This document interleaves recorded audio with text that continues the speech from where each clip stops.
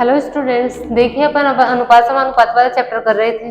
देखो इसके आज दो क्वेश्चन करते हैं। देखो इनको बेसिक से करोगे ना अब तो इनमें बहुत ज्यादा टाइम लगने वाला है इन क्वेश्चंस में, लेकिन आप ट्रिक से करोगे ना तो इनको बहुत आप मतलब सेकंड्स में सोल्व कर सकते हो। देखो इसके ट्रिक मैं पहले एज में भी बता सकती हूँ। देखो कैसे करना है। सबसे पहले देखो इसमें बोल रखा है, पहला क्वेश्चन है कि दो संख्याओं का अनुपात आपको 1/1/2 अनुपात 2/2/3 है। जब प्रत्येक संख्या में 15 जोड़ दिया जाता है तो अनुपात 1/2/3 अनुपात 2/1/2 हो जाता है। तो आपको बड़ी संख्या पता करना है। देखो सबसे पहले तो इनको सही फॉर्म में लिखना है। सही फॉर्म में कैसे लिखोगे, दो को एक से इंटू करके एक जोड़ दो, दो एकम दो और एक ये हो जाएगा आपका 3/2। ठीक है, और ये कितना हो जाएगा, 3 दूना 6 और दो कितना हो जाएगा आपका 8/3। ठीक है, इसको कैसे लिखोगे आगे, क्रॉस मल्टीप्लाई कर दो इन दोनों को। ठीक है, तो ये आपका पहला अनुपात तो कितना हो जाएगा 9/16।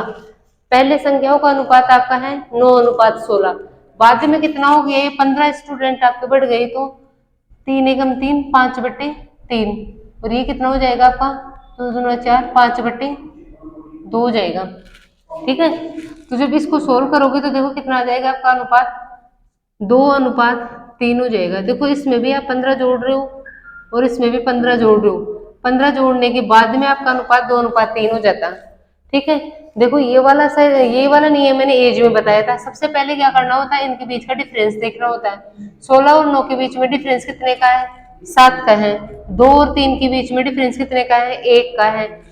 इस डिफरेंस को सेम करना होता है। तो देखो यहाँ पे यदि मैं 7 से इसको पूरे को इंटू कर दूं तो डिफरेंस आपका सेम हो जाएगा, यहाँ पे भी 7 हो जाएगा। तो अनुपात क्या बन जाएगा आपका 14/21 बन जाएगा। देखो वैसे आप 15 संख्या जोड़ रहे हो, कितना जोड़ रहे हो 15 जोड़ रहे हो। ठीक है, लेकिन अनुपातों में कितना बढ़ा, 9 से 14 कितना बढ़ा, 5 बढ़ा। तो 15 किसकी वैल्यू हो जाएगी आपकी, 5 की हो जाएगी। और इसने बोला है कि बड़ी संख्या ज्ञात कीजिए। 9 और 16 में बड़ी संख्या कौन सी है आपकी, 16 है। तो आपका 16 हो जाएगा, 16 से मल्टीप्लाई कर दोगे। बड़ी संख्या आपकी कितनी हो जाएगी, 16 3 48 हो जाएगा। ठीक है, ऐसे देखो अपन सेकंड क्वेश्चन बोल करते हैं। इसमें क्या बोल रहा है, यदि 3 कक्षाओं में छात्रों का अनुपात आपका 2/3/5 है, यदि 20 छात्र प्रत्येक कक्षा में बढ़ा दिए जाए तो अनुपात 4/5/7 हो जाता है। तो शुरुआत में कुल छात्र कितने थे। देखो अब की बार आपको अनुपात 3 दे दिया, 2/3/5 दे दिया, और प्रत्येक कक्षा में 20 छात्र बढ़ा रहे हैं, प्रत्येक में 20 छात्र बढ़ा रहे हैं। ठीक है, तो इसके बाद में आपका अनुपात कितना हो जाता है, आपका 4/5/7 हो जाता है। वही नियम लगेगा किसी भी दो में, आप वो नियम अप्लाई कर दो तो आपका आंसर आ जाएगा। देखो मैं ये वाला लेती हूँ, तो ये फर्स्ट कक्षा है, ये सेकंड और ये थर्ड कक्षा है। ठीक है, तो मैं फर्स्ट और सेकंड को लेती हूँ। देखो यहाँ पे डिफरेंस कितने का है, 1 का। यहाँ पे डिफरेंस कितने का है, 1 का। डिफरेंस आपका सेम है तो आपको डिफरेंस को सेम करने की जरूरत ही नहीं है। ठीक है, अब देखो इसके बाद में कितनी संख्या जोड़ रहे हो आप, 20 जोड़ रहे हो। ठीक है, लेकिन अनुपात में कितना बढ़ रहा है, 2 से 4 2 बढ़ रहा है। देखो यहाँ पे भी आपका 2 ही बढ़ रहा है, यहाँ पे भी आपका 2 ही बढ़ रहा है। तो 20 किसकी वैल्यू हो जाएगी, 2 की हो जाएगी।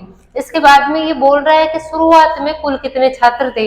तो शुरुआत में कुल कितने छात्र थे, आप इन तीनों को जोड़ दो, 5 3 8 और 2 10।